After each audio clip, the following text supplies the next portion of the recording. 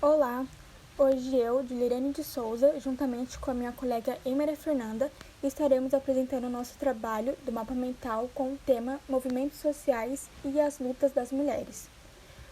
Movimentos sociais é um agrupamento de indivíduos que demanda, defende e luta por alguma causa e objetivo.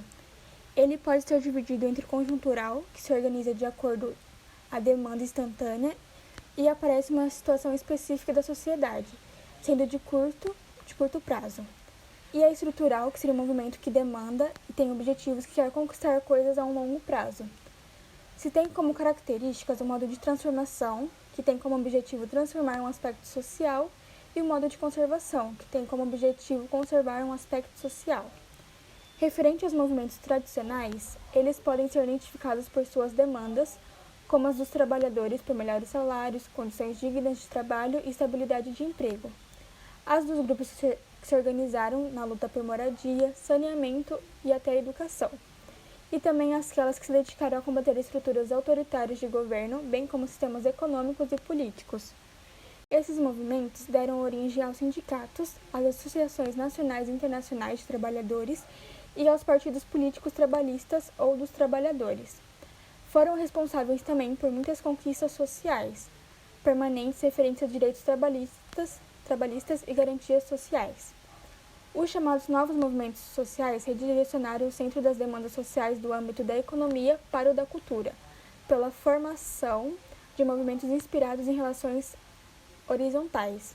Seus integrantes têm maior autonomia e não deixam somente nas mãos do Estado a responsabilidade de atender suas reivindicações, buscando também transformar comportamentos e valores dos diversos segmentos sociais. A partir dos anos 1970, no século XX, testemunham também transformações significativas em relação às demandas publicamente encampadas pelos movimentos sociais tradicionais. Nessa época ganharam destaque os movimentos feminista, negro e ambientalista, e entre outros. Em sua maioria, os novos movimentos sociais estão mais preocupados em garantir a consolidação de direitos aos grupos minoritários. Preferem muitas vezes ações diretas que visam usar a mídia para ampliar seu público e assim mudar valores que reproduzem preconceitos e práticas discriminatórias e opressivas, manifestações de uma cultura que nega direitos básicos e grandes contingentes da população. Em relação às minorias sociais, as minorias são grupos que se diferenciam da maioria social em relação à etnia, religião, gênero, deficiência, riqueza, orientação social, entre outros.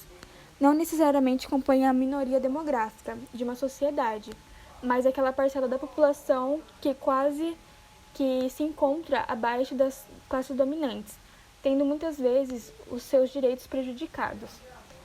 Temos como um de seus autores o Gilles Deleuze, que traz um comparativo entre identidade e diferença, trazendo uma desconstrução dos paradigmas das ciências humanas, e outro autor seria o Ulrich Beck, sendo as suas obras A Modernidade Tardia, Sociedade em Risco. Para podermos compreender o que ocorre atualmente na nossa história, precisamos entender parte das relações que nos trouxeram até aqui.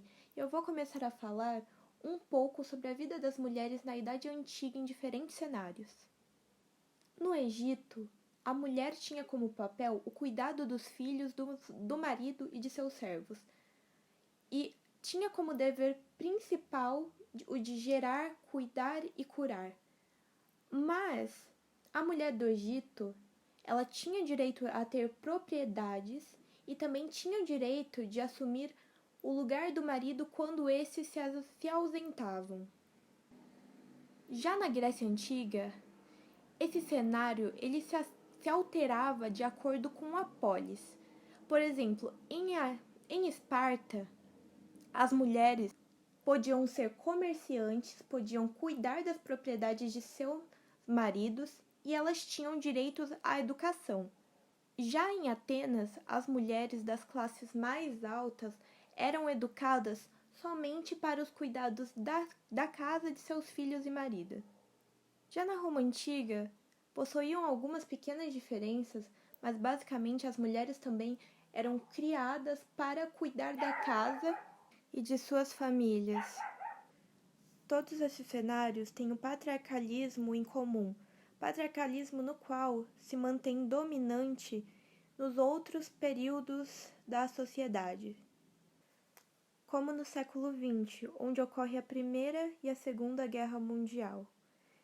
Esse é um período no qual as mulheres elas ficam responsáveis pelos trabalhos fabris, pois nesse período seus maridos eles foram para a guerra.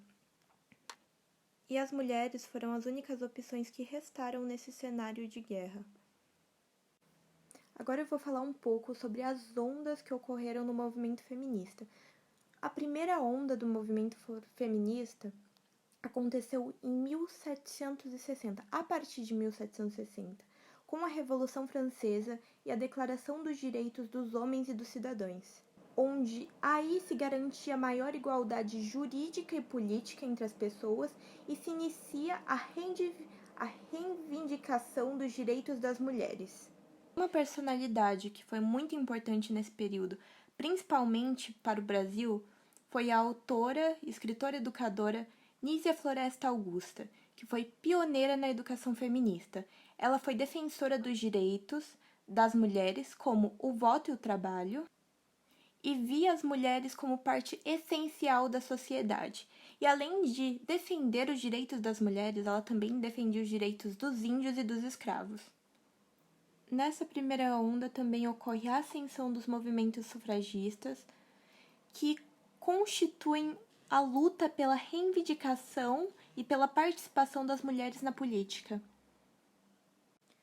A segunda onda do feminismo ocorre a partir da década de 60 e se inicia com a ascensão dos direitos reprodutivos das mulheres, principalmente com a criação das pílulas anticoncepcionais, que dão mais autonomia e mais liberdade para a mulher tomar decisões referentes ao próprio corpo. A terceira onda do feminismo ela serve para o aprofundamento de outras questões relacionadas à existência da mulher no mundo patriarcal, como pautas como estupro, o patriarcado, sexualidade, empoderamento feminino. Já na quarta onda, nós temos aprofundamentos de assuntos como a importância das mulheres na mídia, abusos de todos os tipos, liberdade, igualdade e o feminismo em si. As demandas do movimento feminista são a busca pela igualdade, a representatividade política, uma legislação igualitária e o fim da violência doméstica. Algumas de suas características são a luta das mulheres contra a cultura do machismo, a luta das mulheres contra a subordinação, a autoridade masculina, a luta das mulheres contra a opressão das instituições e a luta das mulheres pela emancipação política e econômica. Nesse percurso, temos importantes nomes que falam sobre o feminismo, que constroem o feminismo, como Simone Beauvoir, uma escritora intelectual e filósofa que estabelece um diálogo sobre a liberdade dos seres e faz a conceituação do termo gênero. A partir dessa visão geral sobre o movimento feminista, nós temos outras vertentes dentro desse mesmo feminismo.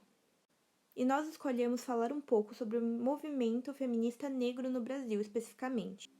Essa é uma vertente do movimento que foca nas especificidades das mulheres negras no Brasil. Ele teve início na década de 70 e mostra a importância dos recortes raciais, pois as mulheres negras, além de serem vítimas do patriarcado, também são vítimas das desigualdades sociais e do racismo no Brasil. As suas principais pautas são a preservação das raízes culturais e históricas, a ligação entre gênero, raça e classe e o combate aos estereótipos. Agora eu vou falar um pouquinho sobre as ONGs. As ONGs são organizações não governamentais e elas surgem nos anos de 1950 por conta de questões relacionadas à ineficiência do Estado. São entidades privadas da sociedade civil que não possuem fins lucrativos, elas promovem causas sociais e direitos sociais. Elas fazem parte do terceiro setor e promovem uma união pública e privada.